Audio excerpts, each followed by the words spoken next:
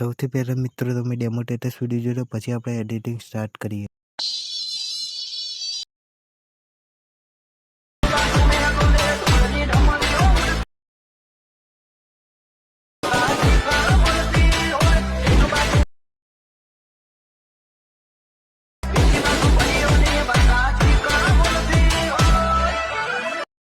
જે પ્રકારનો તમે ડેમો ટેટસ વિડીયો જોયો તે જ પ્રકારની એડિટિંગ કરતા આજે હું તમને શીખવવાનો છું.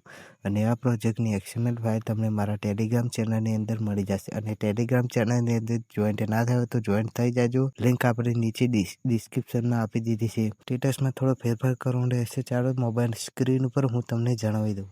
આવા ટેટસ શીખવા માટે ચેનલને સબસ્ક્રાઇબ અને વિડીયોને લાઇક કરી દેજો. મિત્રો સૌથી પહેલાં તમારે આ બે પ્રોજેક્ટને તમારે એલાઇટ મોશનમાં એડ કરી લેવાના છે. પછી તમારે શું કરવાનું છે, બીટ માર્કના ઉપર તમે ક્લિક કરશો એટલે તમારે પ્રોજેક્ટ થઈ જશે ઓપન. પ્રોજેક્ટ ઓપન થાય એટલે તમારે શું કરવાનું છે, સૌથી પહેલું કામ તમારે અહીં આવવાનું છે 3:29 સેકન્ડ. અહીંયાથી તમારે ફોટોને સિલેક્ટ કરવાનો છે, જે ફોટો તમે રાખવા માંગતા છે. આ ફોટો મારા ટેલિગ્રામ ચેનલની અંદર તમને મળી જવાનો છે. અહીંયાથી તમારે ફૂલ એરિયા આઇકનથી ક્લિક કરશો એટલે ફૂલ આવી જશે અને લાસ્ટ સુધી તમારે લાવી દેવાનું છે એટલે સુધી, બરાબર. પછી લાસ્ટ સુધી લાવ્યા પછી તમારે શું કરવાનું છે, આને અહીંયાથી પકડીને આવી રીતે તમારે નીચે લાવવાનું છે આઇકન. આથી તમને બ્લેક કલરનું જે આઇકન ચોરસ આઇકન દેખાય છે આ રહ્યું, ત્યાં તમારે લાવવાનું છે એની ઉપર. અહીંયાથી આપણે એડ કરીશું સોંગ લિરિક્સને. તમારે શું કરવાનું છે, આ સોંગ લિરિક્સ મારી જે XML ફાઇલ હતી ત્યાં તમે ક્લિક કરવાનું છે. પછી તમારે અહીંયાથી સિલેક્ટ ઓલને ક્લિક કરી અહીંયાથી તમારે કોપી 18 લેયરને તમારે સિલેક્ટ કરવાનું છે, જે કોપી થઈ જશે. પછી તમારે અહીંયાથી બેક આવવાનું છે, અહીંયા બીટ માર્ક ઉપર જવાનું છે. અહીંયાથી તમારે શું કરવાનું છે, આઇકન તમારે 3:29 તમારે આવવાનું છે. અહીંયા તમારે ક્લિક કરીને અહીંયાથી લેયરને કરી દેવાનું છે તમારે પેસ્ટ. લેયરની પેસ્ટ કરશો એટલે તમારે આઇકન આવી જશે. પછી તમારે શું કરવાનું છે, તમને એક એલિમેન્ટ તમારે એડ કરવાનું છે.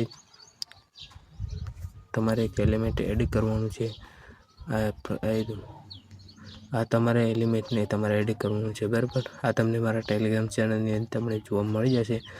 તો તમારે આની ટાઈમ લાઈનને તમારે આઇકન લાસ્ટથી કંઈક આટલી કટ કરી દેવાની છે. આ ઓપ્શનને તમારે ક્લિક કરીને પછી તમારે આઇકન જવાનું બ્રાઇટનેસ, પછી અહીંયા તમારે લાઇટમાં જવાનું, લાઇટવાળા ઓપ્શનમાં. પછી અહીંથી બીજું તમારે સિલેક્ટ કરવાનું છે, બરાબર. અને આ તમારે આવી જશે આઇકન, બરાબર.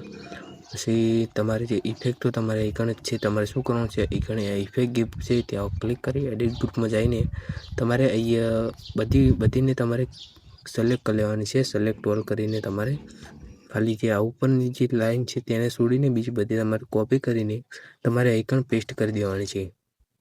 આઇકન પેસ્ટ કરશો એટલે તમારે પ્રોજેક્ટ બનીને તમારે થઈ જશે રેડી. હવે તમારે છેલ્લું કામ કરવાનું હશે કે તમારે મારા સ્ટેટસની લાસ્ટની અંદર તમને આઇકન મારું નામ તમને દેખાતું છે.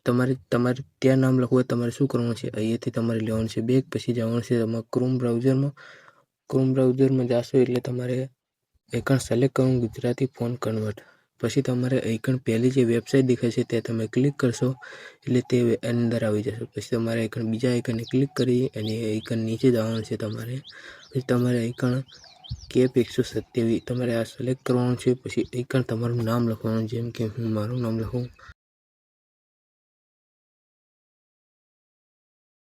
આ પ્રકારે નામ લખી તમારે આ ઓપ્શનને ક્લિક કરવાનું છે.